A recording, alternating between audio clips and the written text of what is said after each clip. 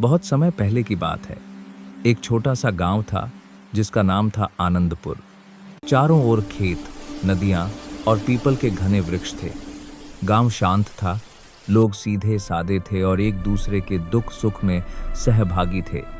उसी गांव में रहती थी गौरी, एक सरल, सुशील और धार्मिक स्त्री। गौरी का विवाह गांव के ही एक ईमानदार किसान माधव से हुआ था। दोनों का जीवन बहुत साधारण था, पर प्रेम और संतोष से भरा हुआ। गौरी सुबह उठकर घर का सारा काम करती, मंदिर में दीप जलाती और फिर अपने पति के साथ खेतों में चली जाती। दोनों मिलकर मेहनत करते और शाम को भगवान का नाम लेकर दिन समाप्त करते। लेकिन कहते हैं ना, जब जीवन बहुत शांत चल रहा हो तब विधि कोई कठिन परीक्षा भेज ही देती है। एक वर्ष भयानक सूखा पड़ा, खेत सूख गए, फसल नष्ट हो गई।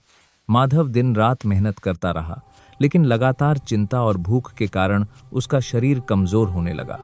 एक दिन खेत में काम करते हुए वह बेहोश होकर गिर पड़ा। गांव वाले दौड़कर आए, लेकिन तब तक बहुत देर हो चुकी थी। माधव की मृत्यु ने गौरी का पूरा संसार उजाड़ दिया। वह पति के शव के पास बैठी बस एक ही प्रश्न पूछती रही, हे भगवान, मैंने क्या अपराध किया था? पति की चिता बुझने के बाद गौरी का जीवन मानो रुक सा गया। वही गांव, वही लोग, लेकिन अब सब कुछ बदला हुआ था।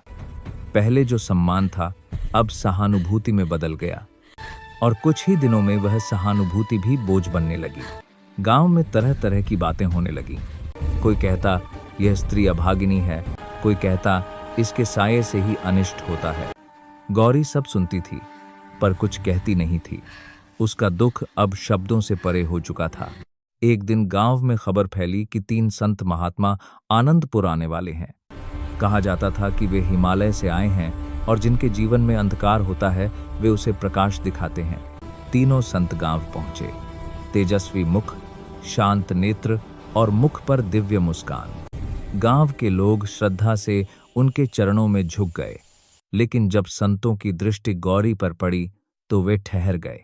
उनमें से एक संत बोले, यह स्त्री टूटी नहीं है, यह अभी गढ़ी जा रही है।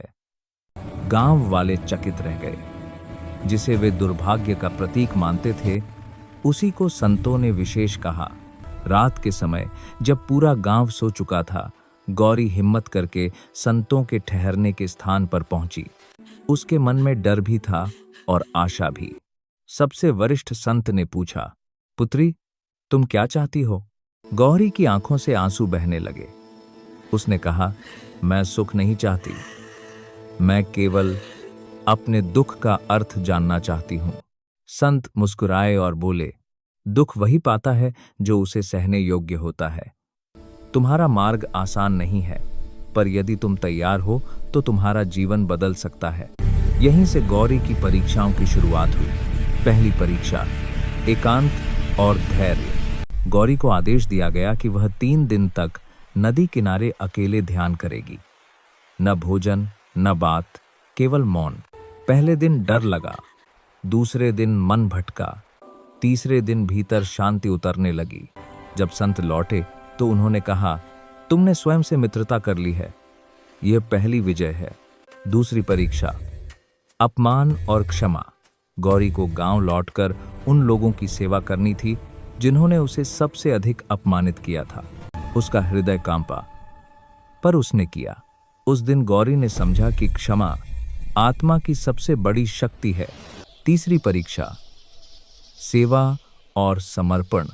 उसे गांव के बीमार, गरीब और असहाय लोगों की सेवा करनी थी, बिना किसी अपेक्षा के।